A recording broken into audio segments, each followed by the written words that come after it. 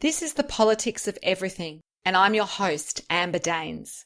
Welcome to the podcast where we want to discuss the politics of everything, from money to motherhood, nutrition to narcissism, startups to secularism, the environment to equality, and much more. Our guests are experts in their field or topic of choice, even if you've not yet heard their name. This is a bipartisan podcast, so while we love exploring varied views and get a buzz from a healthy debate, by no means is this a one-sided forum for any one political view. So please listen up and enjoy the politics of everything.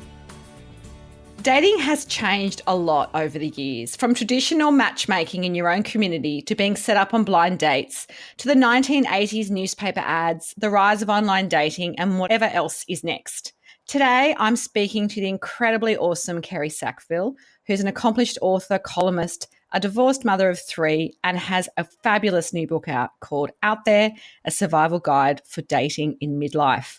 Kerri is known for being candid and insightful, and I anticipate nothing less here in her deeply personal account of what she's learned in a dating world gone mad. Welcome to the program, Kerri. Oh, so lovely to be here with you. So I'm going to start with some maybe some cringeworthy moments, but your early life romance, were you one of those girls that had lots of childhood crushes or the serious first boyfriend that broke your heart? Yeah. Can you share a little bit about those early days of dating? Both of those. I remember having a mad crush on a boy in year K. So, the year before year 1. That's how early I started falling in love. And you do remember this? I remember it so clearly. His name was Theo, and I remember sitting on the steps of the kindergarten because his parents were moving him interstate, and I remember literally praying to God to keep Theo in school because I loved him so much. And from then on, there were just a series. I always was in love with someone. I remember in year 3, I was in love with a boy called Martin Hunter.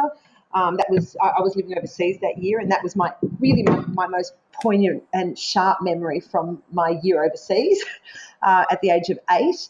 And I continued to have mad crushes on boys all through school, and I had no success with any of them till after school. So probably my strongest feeling about love and romance is of unrequited love. Even though I've had many relationships, I've been married and been in relationships. I was in relationships consistently till I was about 45, from the time I was 17. But my earliest experiences were always of pining for people who didn't love me back. So for 3 years in high school. Oh, my heart's breaking. Oh, yeah, for 3 years in high school. I call him, so I've written a bit about him. I call him Josh Goldenbum in all my writing. That wasn't his real name, but it really should have been.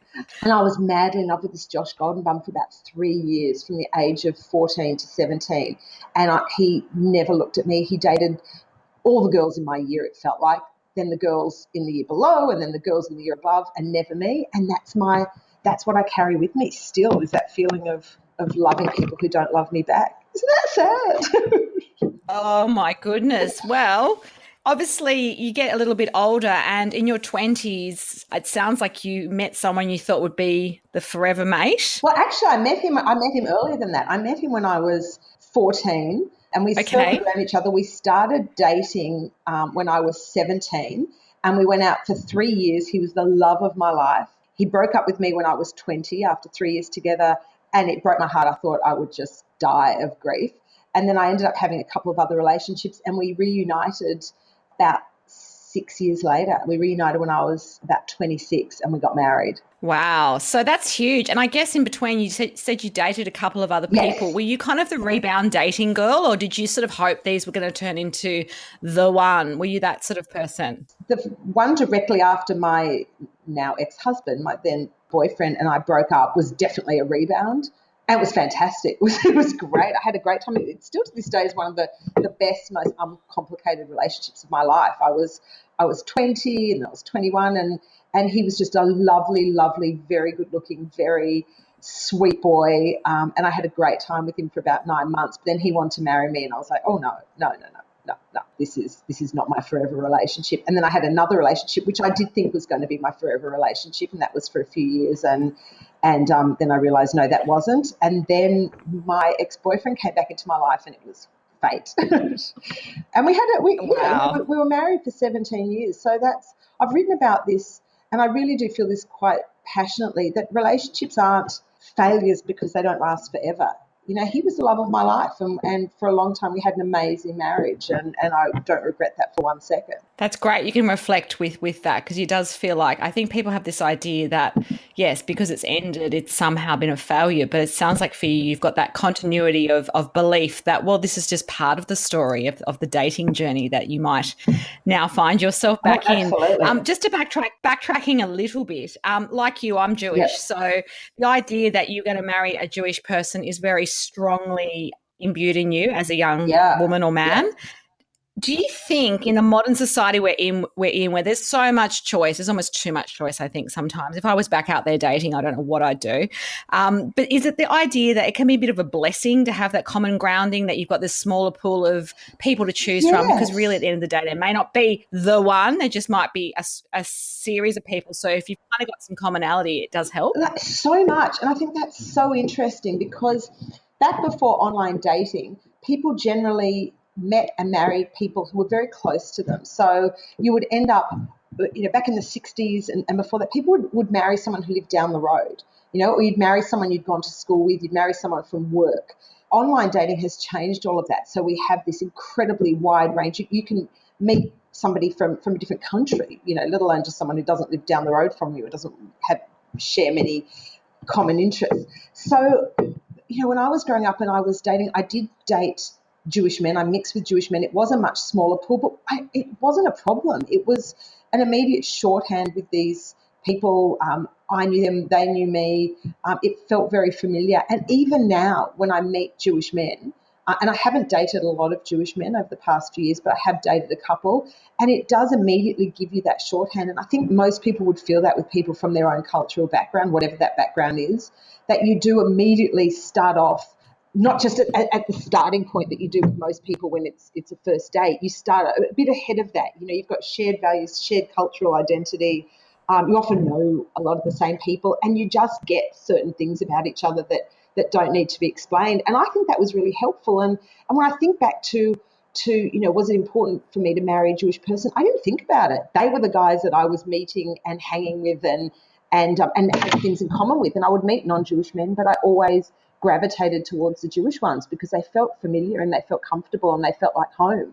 And it did make it, I think having that small pool, actually, there are some advantages to that, because, as you said, I don't believe in the one, because if there was the one, what if you lived in Afghanistan or you know, Spain, and I'd never meet him? I think there are a lot of different people, and having less choice, it encourages you to focus more on the people who are there and give them more of a go. And my ex-husband, you know, when we first started dating, I wasn't sure about him, and he really worked hard to make me, you know, fall in love with him, I guess. And so I gave him more of a chance because he was there, he was in my crowd, and he was familiar. And, you know, 3 kids later, I think we did pretty well. Excellent. So after your divorce, what was your initial approach to dating? I always have this kind of very calculated theory that a lot of men will repartner very quickly, and a lot of women are quite happy for a bit of solitude and eat, pray, love moments. So for you, what was the experience? I hated eat, pray, love. So I didn't most time. I have to. I've written about that a lot in the book. It is absolutely true. Men tend to jump straight into dating after their relationship ends, and of course, most men are left in relationships. Most men are the ones who are left. The wife generally leaves, because when men leave relationships, they leave for someone else. So the men who are in the dating pool have been left. All, and not entirely, there's always exceptions, but, you know, the vast majority of men who leave relationships already have a partner lined up because they can't be alone. Whereas women tend to take time out to settle themselves, to settle the kids, to find their feet. And yeah, if you're into eat, pray, love, you know, go meditate on a hill or whatever. I was sort of more like, you know, watching reality TV and eating chocolate. But Bridget Jones style. That's who I relate to. Yeah, gaining weight. And I didn't smoke, but I did drink a bit. So I actually jumped straight into a relationship with an old friend. I didn't intend to. I think he was there. He was keen. It was easy, but it was, of course, a complete disaster because you're just a mess after divorce, and really the best thing to do is to take time out for yourself, and that's what I now recommend. I didn't do that, but I should have done that because it caused me probably more pain in the end than joy. But then I took time to sort myself out. And then I really had no intention of dating. It wasn't something that I thought about, but I was literally at home one night feeling really restless, really bored, really antsy. And it was like, I'm going to join a dating site. I'm going to do it. And it was about 6 months, I think, out from my separation. And so I tried to start an eHarmony profile. And I got onto the site, downloaded photos, started a profile, put my age and details and stuff. But then it kept asking me questions, more and more questions. eHarmony requires a lot of information to build a profile. It was like, what's your ideal date? Is it A, walking on the beach at sunset, B, movie and popcorn, C? And I felt overwhelmed. I felt anxious. It just felt too much commitment, too scary. And I shut the whole thing down. And I thought, nah, forget it. Can't do it. And then the next night I'm lying in my bed and I'm feeling antsy and restless and bored. And so I downloaded Tinder to my phone, and within like 3 minutes I was swiping. So that's how I began. Oh, and I guess that sort of leads me to the question about why you decided to write this book about midlife dating survival. I mean, the rules are a bit different once you've had your kids and you're not looking maybe for someone to mate with. You're looking for something else. And does something like Tinder really fill that gap, or was it kind of something else that you need? I wasn't really sure what I was looking for when I was dating. I just knew I was bored and wanted male company and wanted to flirt and feel sexy and alive again, I guess. I had moments of feeling lonely, but it really wasn't thought out. I did it quite impulsively. But I know that I just really wanted male company. And the reason I wrote the book is because the experience of online dating at this age is so fantastically crazy and so different to anything that people my age are used to. I was first dating when I was in my late teens and early 20s, and then I was married for 17 years and we were together for longer than that. So I had almost 20 years of being in a relationship. And it was just like walking into a parallel universe. I didn't know anything about how it worked. I didn't know who to swipe on and who not to swipe on. I didn't know who to chat to and who not to chat to, who to go on a date with and who to decline, how to go on a date, what do you do on a first date, how do you conduct yourself, how do you deal with rejection, how do you reject people, what are all these things that men are doing, why are they saying these things and doing these things, why are they dropping out of contact, why are they sending me these weird messages. It was like being an alien, in the human world. Wow. And I was looking for advice and for like guides on how to deal with all this, and there was nothing, because all the advice, and there's tons of dating advice out there, but it's all for young women, and it's all like a lot of it comes out of the United States, and it's aimed at college age women and then women who are trying to find a partner to, as you said, to mate with, like find someone to have children with. There was nothing for middle-aged women about how to negotiate this, and the behaviours are so bizarre. I mean, the ghosting, like people who message you and then drop out of contact, or the men who are just there to hook up, or the men who are really recently separated and who are complete messes and are just desperate for anyone to partner with. The men who are players and who just want to go and have lots of sex with lots of different people, and you're wasting your time if you want a relationship. The difference between wanting casual sex and wanting a relationship, and how to make clear what you do want. The politics of all of that, like how do you go about casual sex? When you've been in a relationship for a long time, you don't really know how to do all those things. So I just wanted to write the book that I wish that I'd had access to explain how it all works, to explain what the red flags are, to explain how to select people, how to conduct yourself, how to interpret what's going on, how to keep yourself safe emotionally, safe physically, obviously, because it just wasn't there.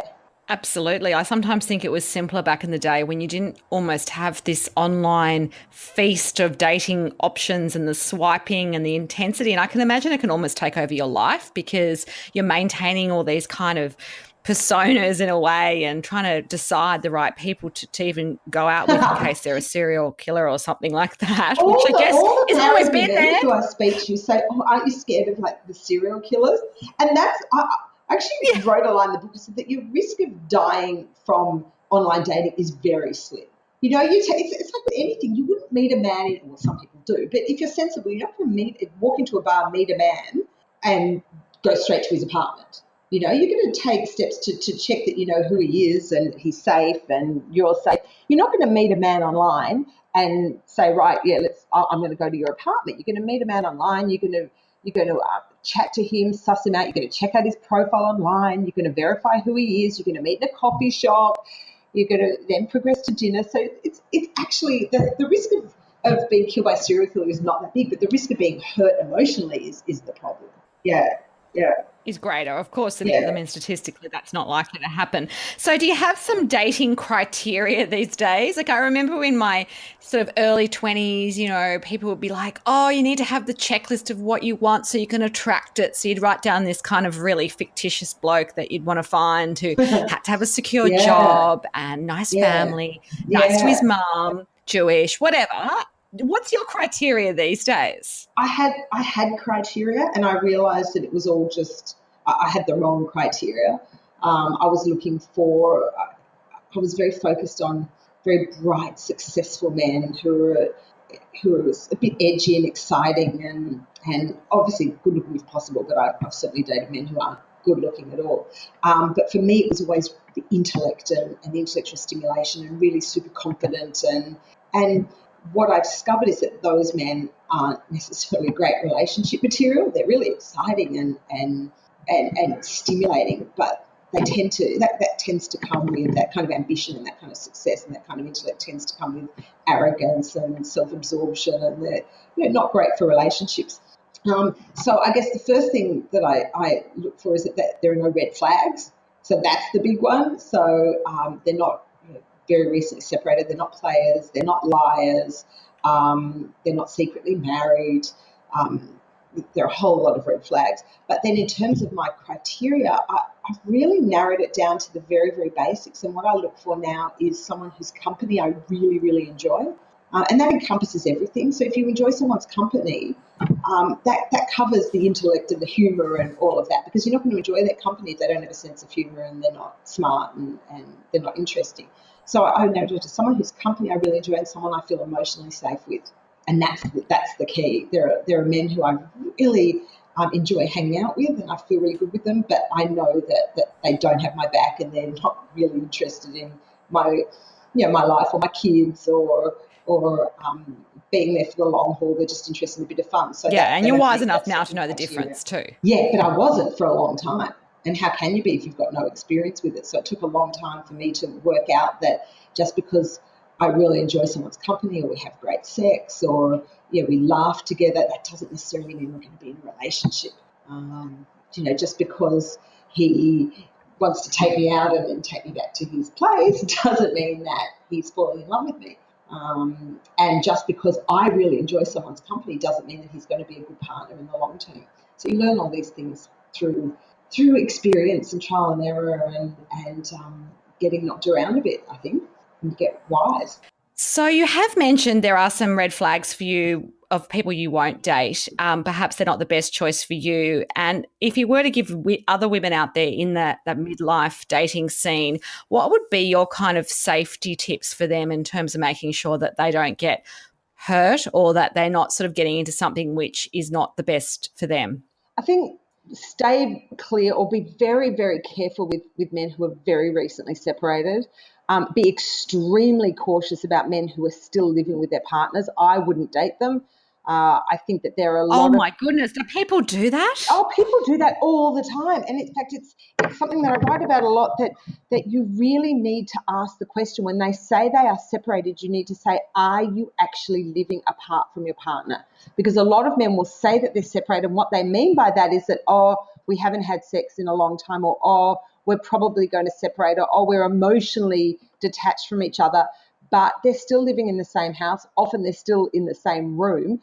And often the wife doesn't actually know that they're separated. So you've got to be really careful. You've got to ask the hard questions. Sometimes when we meet someone that we really like, we almost don't want to know. We want to just assume that things will go well and they're on the same track as us, but you have to ask, are you actually separated? Are you living in separate places? Does your wife know you're separated? And proceed from there.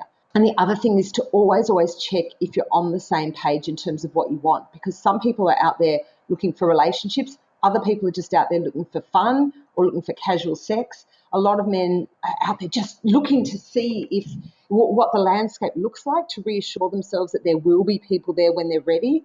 And so if a woman is looking for a relationship and he's just looking around or looking to have fun or just looking for sex, it's going to end in tears. So if you're just looking for sex too, that's great. You're on the same page, but you need to check that you both want the same thing. Do you just ask? I mean, this just sounds like stuff that people might, it's a bit nuanced. So do people hide the reality of what they really want because sometimes they don't know? I think in my experience and the experience of the many women that I've talked to and have written, I've written so many articles and had response from people, and then I talk to my friends and I talk to people online. Generally, I think when you ask the direct question, what are you looking for, men are pretty honest about it. They'll fudge other things. They'll fudge their height. They'll fudge their age. They'll fudge their marital status.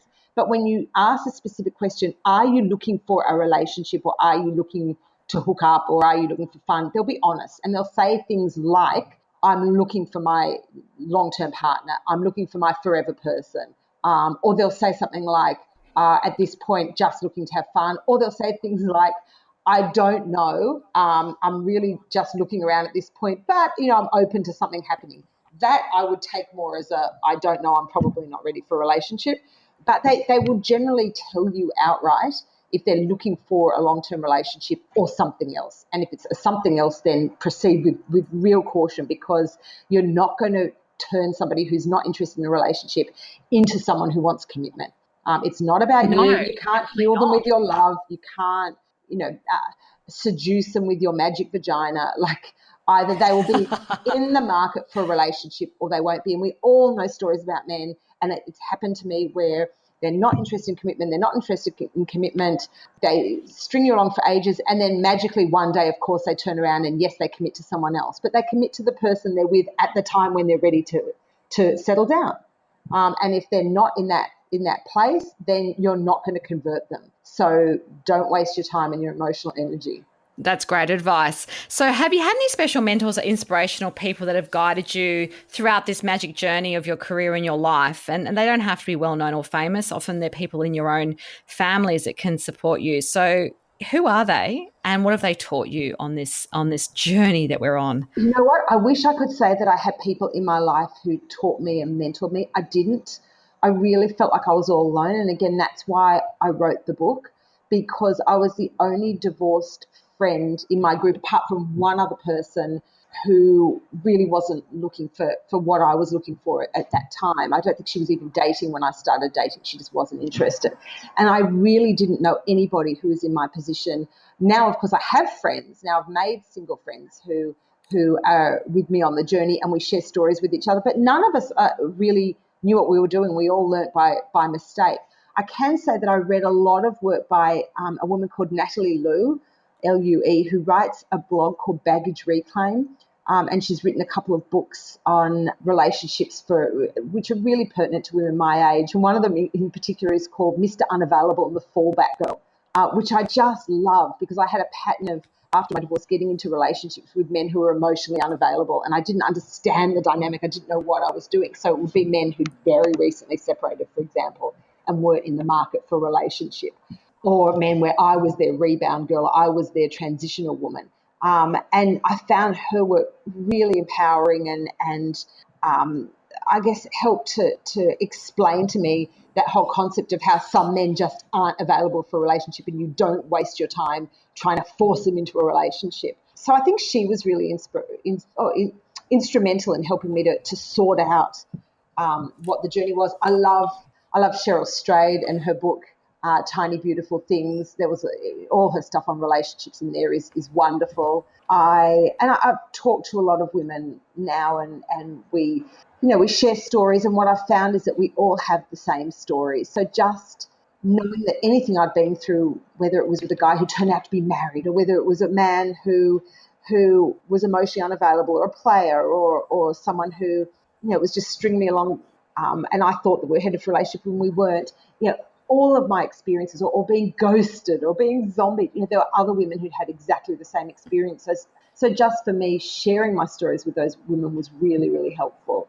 But I had to be my own guide, which was really tough. But the good thing is that I can now, I think, help other people because I had 5 years of sorting it all out. Absolutely. We can all benefit from your pitfalls and your advice as well. So just to wrap up, what would be your top tip or your best advice for anyone navigating the politics of dating and especially midlife dating? I think that the top piece of advice is to make sure that you're ready. And that means make sure that you're okay on your own. It's very, very tempting to jump out and want to start dating when you're feeling lonely, when you're feeling frightened of being alone, when your life is in turmoil and you just want something to distract you, when you're grieving your ex-partner and you don't want to feel bad anymore, so you want to seek comfort, I guess, in a new relationship. Be really careful doing that, because really to be okay on the dating scene, you have to be okay in yourself. And as much as it drove me crazy when people were saying things to me like, you have to be okay on your own. And I was like, I don't want to be on my own. I don't want to be okay on my own. But you really have to be okay in yourself before you can start dealing with other people, because dating requires a bit of resilience. There is almost inevitably there's rejection along the line. There's dealing with somebody else's baggage as well as yours. And if you're a wreck, if you're desperate, if you're frightened, if you're lonely, if you're grieving, you're not going to make good decisions, and you're not going to choose the right people. You're going to choose people out of desperation and need instead of desire, and you're just going to be setting yourself up for unhappy relationships or relationships where you compromise your boundaries and you compromise your desires and needs because you're so desperate to be with someone else. So take time out, be okay in yourself, and then try to have fun. Try to approach each date not as, oh, maybe this is the man of my dreams, maybe this is my next lifetime partner, and try instead to get something good out of the experience just for that night. So whatever it is. So it might be going to a nice restaurant with somebody and having a nice glass of wine. It might be enjoying meeting somebody who's from a different background to you, or who has interesting work stories, or who's got some funny tales to tell about his own dating experiences.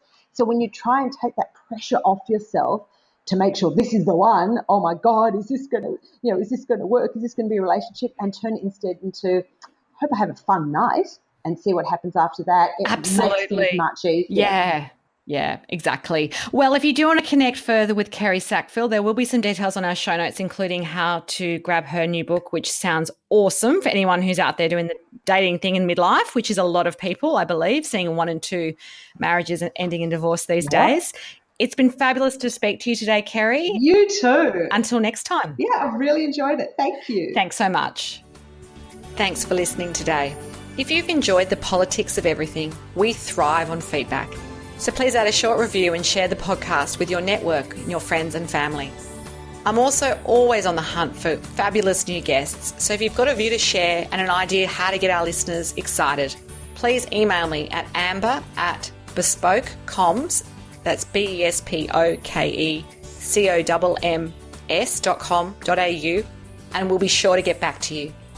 Until next time.